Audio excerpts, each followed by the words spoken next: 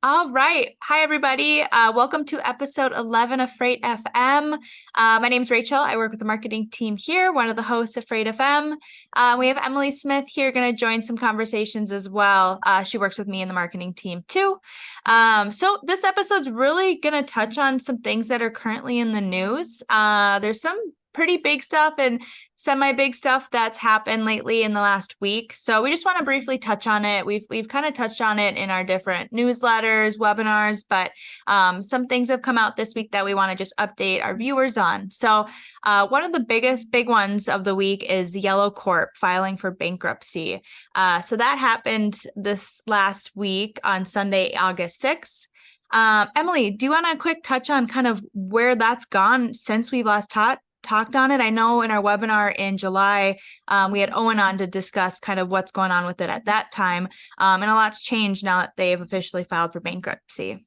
Yeah, so it was kind of going back and forth on, are they actually going to go bankrupt? Are they not? And they officially announced bankruptcy on August 6th. About a week earlier, they let most of their employees know that they would be filing for bankruptcy.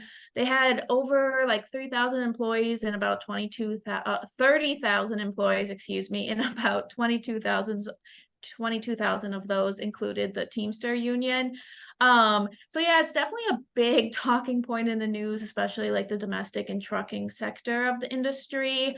Many are kind of seeing, will this impact kind of LTL rates, which would also kind of then in turn get passed down to the consumer side of things. So that's kind of what we're seeing right now. I feel like it's an ongoing thing and it's definitely going to be ever changing in the few months, but that's kind of where we're at with that. Yeah, I feel like it's kind of been big news this week to just see this happen. It's one of the bigger companies in our industry to see them go bankrupt. And it will be interesting to see kind of in the weeks, months to come, what that looks like for our industry and what the impact is going to really be. So we will be keeping you guys up to date on any news that we see through our content and stuff. But that's a big change in the industry. And then another big one is there has been a tentative agreement. Emily, do you want to touch on that one? Yeah, so this was at the West Coast port in Canada. They agreed on a revised second tentative agreement. So this was between the ILWU dock workers in Canada, not to be mistaken with the dock workers on the US West Coast, which also had their own agreement on that side of things, and the port employers. So over 75% of the dock workers voted to ratify this agreement. So that'll become official sooner than later. But it definitely provides a lot of certainty now after a lot of uncertainty over on those ports. That with those uncertainties, it kind of caused a lot of congestion at the Port of Vancouver, Port of Prince Rupert. And so that will take, as many are kind of predicting, a couple of months to kind of subside. So great news, though. That's always good news when those labor issues all resolve in a positive manner. So. That's for sure. And to kind of go into that, I know you touched on the congestion that we saw with that.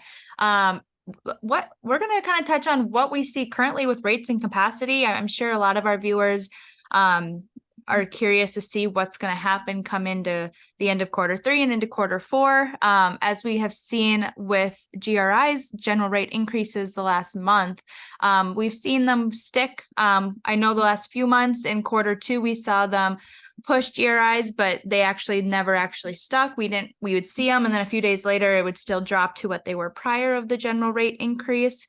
But in July, we actually saw about a $400 to $500 increase on July 1st and July 15th. That stuck around. So in the month span of that, we've seen the rates go up over $1,000. And what does that look like, I guess, for August? We are predicting that there is going to be an August 15th GRI as well. Right now, it's still in the same range of the $400 to $500. That's kind of what the current average announcement has been. But actually today, one of the carriers did announce that they are going to have a softer GRI of a $200 to $300 range. So it is interesting to see, are we at that point where we're kind of going to steady out the rate increases? Are we going to see it every 2 weeks, a few $100 increases, or is this going to die out into Q3 and Q4? Well, we are technically, quote unquote, in our peak season. Just with the last few years, peak season has been not what the traditional peak season has been. So I think as far as prediction pieces for the rates, we do see it still slowly going up, but maybe they're going to kind of take back kind of the steep incline that we've seen the last month. But with that, capacity has been down in July versus June. From Asia into the West Coast, capacity has been about 15% down, which is kind of crazy to see. And there is some impacts happening on the West Coast as well. We're seeing capacity down 8 to 10% coming through based off the Panama Canal. So there's a lot going on there where quite a bit of congestion's happening due to low water levels. It's been in the news for a few weeks now, but there's been some updates on how bad the congestion's getting. Emily, do you want to touch on that? Yes, so for the last few months too, the Panama Canal has implemented many different draft restrictions just because of those low waterways, and just kind of like a brief quick history of the canal. It's, for those that don't know, it's a shortcut that makes it possible for vessels to travel between the Pacific and Atlantic Oceans in much significantly less time. And so what we've been seeing now recently is last Wednesday, it was reported that over 150 vessels were waiting to cross the Panama Canal, which made the average wait time about 21 days. So that's definitely causing some congestion and some backlogs.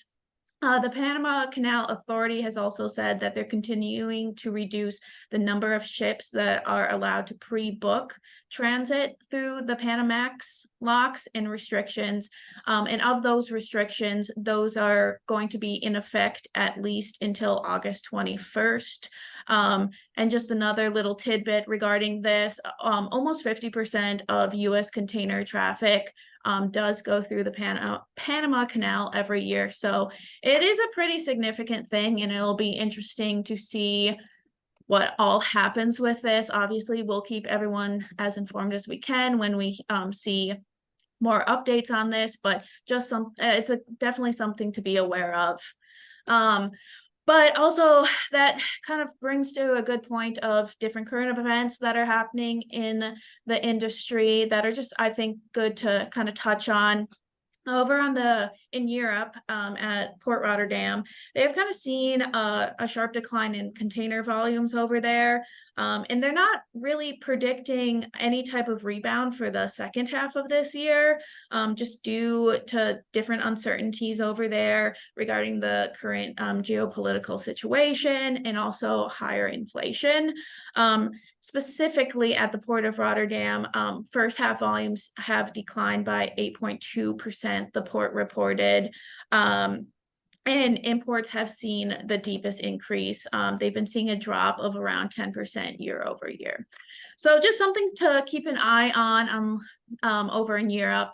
Also kind of some nearshoring news. Mexico and Canada, well, I guess not specifically nearshoring, but it kind of leads to that topic. Mexico and Canada have been ranked the top providers of goods in the U.S., which have kind of replaced China right now.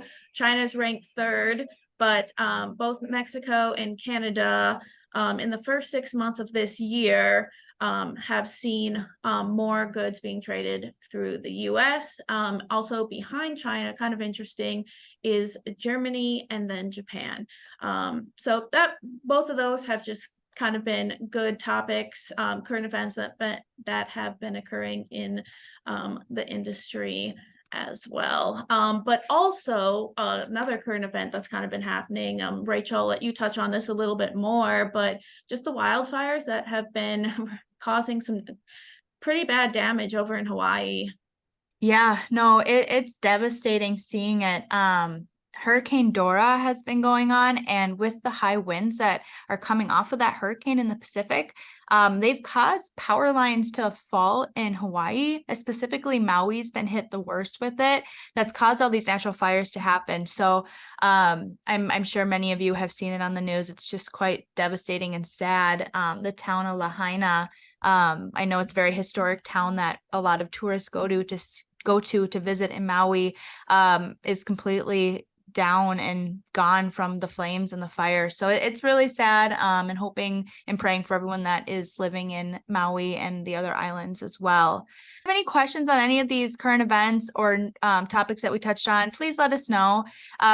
We do have a webinar that also is a live session that kind of goes through multiple different topics and current events too.